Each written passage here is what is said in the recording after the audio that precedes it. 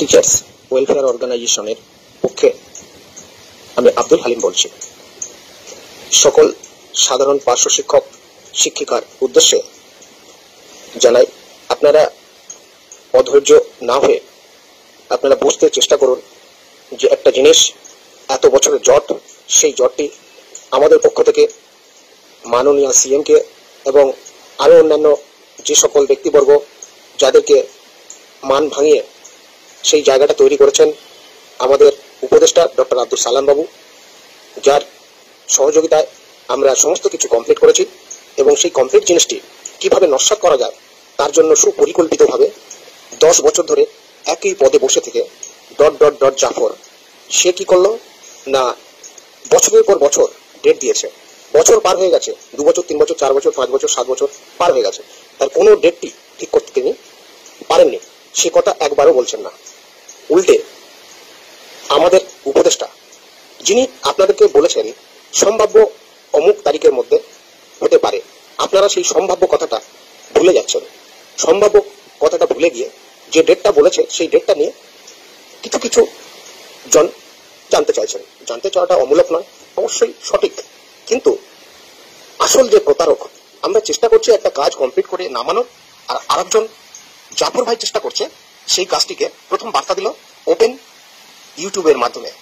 যে ব্যক্তি সারা জীবন ইউটিউবারদের গালাগাল করেছেন, দুচ্ছা করেছেন, নিকৃষ্ট বলেছেন, তারা ইনকাম করে খাবার জন্য এই সমস্ত করে, যে সকল প্যারাটিচার তাদেরকে ঘৃণা করেন, আজকে সেই তিনি অন্যদেরকে বলছেন ইউটিউবে কেন ব্যবসা করার জন্য এই সমস্ত করছে, তাহলে তিনি কেন ইউটিউবে বার্তা দিচ্ছেন? আপনারা জানেন, বার্তা খণ্ডন করার জন্য আবার বার্তা দিতে হয়, যাদেরকে বলে তাদেরকেই উত্তরটা দিতে হয়।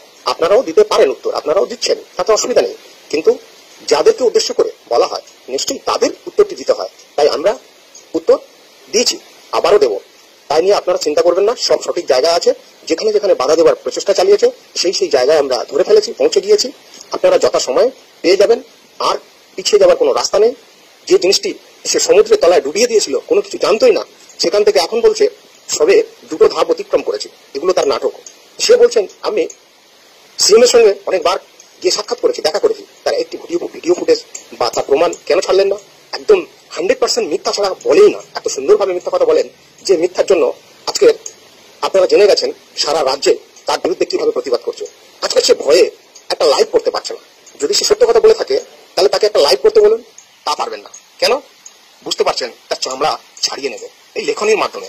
আর সত্যিকারের যদি কেউ, অনেকেই বলছেন চামড়া ছাড়িয়ে নেব, সেটাও তার পুরস্কার, সেটাও তার কাজের ফিডব্যাক। যে যেমন কাজ করবে সে তার ফিডব্যাক ফিরে পাবে, অবশ্যই প্রকৃতি তাকে ফিরিয়ে দেবে। সেজন্য আমার আপনার কিছুই করার নেই, শুধু আমরা দেখতে থাকবো।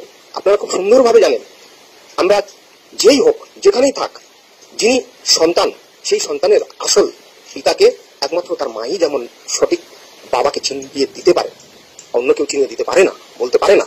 ঠিক তেমনই পশ্চিমবঙ্গে আমাদের জিও এবং আমাদের এই অর্থ বৃদ্ধি এর জন্য কে করেছেন, কিভাবে করেছেন, কারা করেছেন, সেটা একমাত্র সঠিক চিনিয়ে দিতে পারেন পশ্চিমবঙ্গের বর্তমান সরকার মহোদয় এবং তাদের আধিকারিকগণ।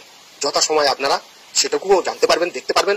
তাই যে যত ওই মরে যাওয়ার পূর্বে সমুদ্রে যদি একটা কুটিও পায়, সকলেই আমরা জানি ওই কুটি ধরে আঁকড়ে ধরলে সে আর বাঁচতে পারবে না। তাই সমুদ্রে একটা কুটির মতো সে আজকের মিথ্যা ভাষণ দিয়ে আঁকড়ে ধরে বাঁচতে চাইছে।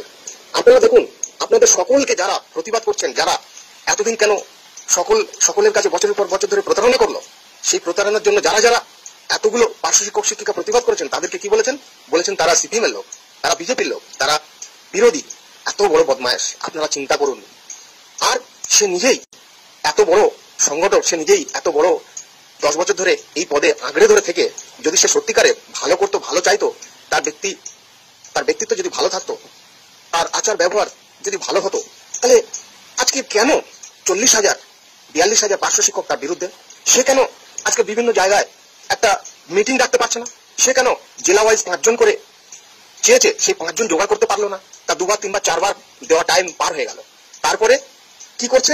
এবারে হুইপ জারি করে মূল দলের কোথাও প্রধান দিয়ে ফোন করাচ্ছে, কোথাও সে প্রেসিডেন্টকে দিয়ে ফোন করাচ্ছে, কোথাও পার্টির বড় বড় লিডারকে দিয়ে চাপ দেওয়া হচ্ছে, পার্শ্ব শিক্ষকদের, সাধারণ পার্শ্ব শিক্ষকদের ডাকিয়ে হুমকি দেওয়া হচ্ছে। তাহলে এই যে জাফর ভাইয়ের অবস্থা কোথায় তলানিতে গিয়ে ঠেকেছে একবার বুঝতে পারছেন আপনারা? তাই আপনাদেরকে বলবো, আপনারা ও যতই বিব্রত করার চেষ্টা করুক, ও যতই এটা আটকানোর চেষ্টা করুক, ও পারবে না, পারবে না, পারবে না। সেই জায়গা থেকে আমরা জিও ডেট ঘোষণা করার বাক্যে, সত্যি তো এটা সকলেই জানে, ও বলছে সিএমই বলতে পারেন, হ্যাঁ সিএমই তো বলতে পারেন, এইটুকু কি বাচ্চা ছেলের মতো বলে এসব কথা?